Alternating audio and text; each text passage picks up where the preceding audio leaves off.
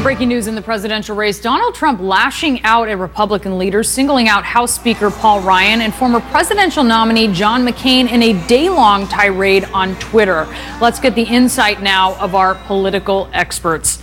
Gloria, why is he doing this? What is the effect of this? Good question. This is obviously not a way for him to sort of try to move forward and unite Republicans of different stripes.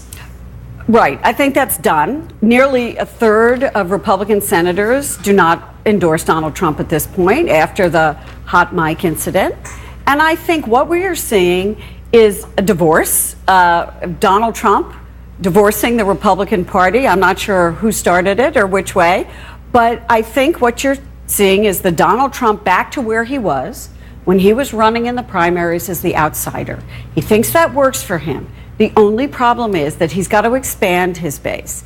And this, I would argue, is not a way to expand your base when you are taking on the Speaker of the House and you are taking on the Republican Party. You might keep your base, you might get them enthused to come out and vote, but this isn't a way to expand to those independent voters and those college-educated voters whom he needs. And let's look at the tweets here, just so we can. Here is the first one where he's talking about being unshackled. He says, "It is so nice that the shackles have been taken off me and I can now fight for America the way I want to." The next one where he takes aim at Paul Ryan, he says, "Our very weak and ineffective leader, Paul Ryan, had a bad conference call where his members went wild at his disloyalty."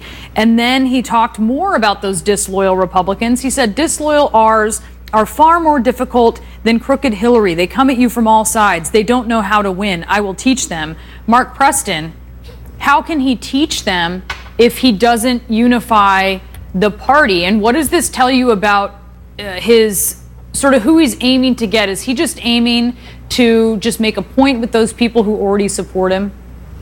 You know, I think in many ways this is payback right now. You know, he's had this difficult struggle between being the Donald Trump he wants to be and the Donald Trump that could win, and that's the Donald Trump, the politician.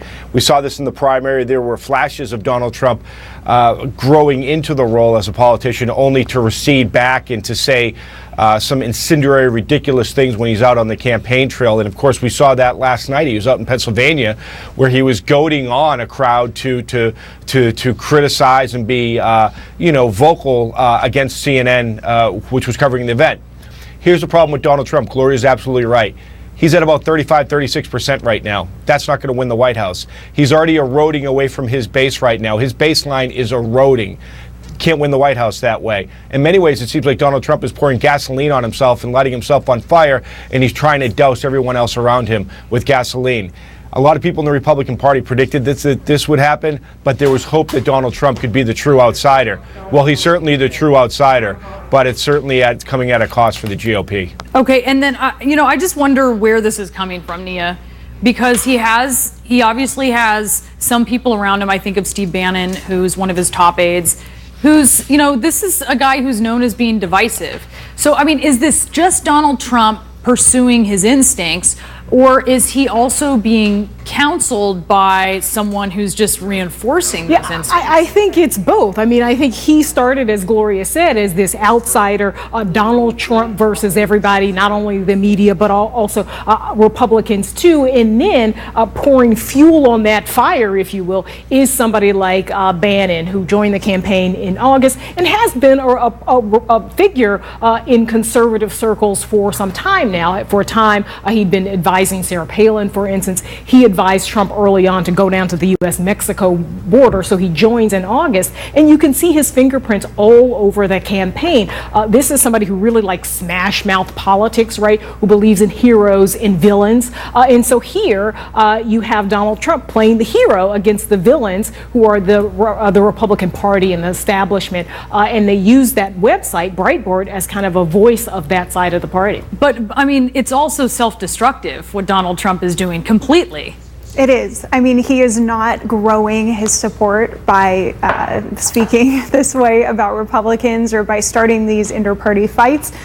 He is rallying his base. And I saw that. I was up in the Pittsburgh area yesterday for his first post-debate rally, and his core supporters were absolutely electrified by his tone right now and the rhetoric he is using. They love to see Donald Trump the fighter, the street fighter. But undecided voters, the people he needs right now to win this election, they are not electrified by that. They are turned off by that. And especially these college-educated white voters who we've been talking about for the past few months, who are key Republican voters usually, they are really turned off by this right now. They're saying Donald Trump. Yeah, that's right. This is who he is. Remember, he said during the campaign, I'm not going to pivot.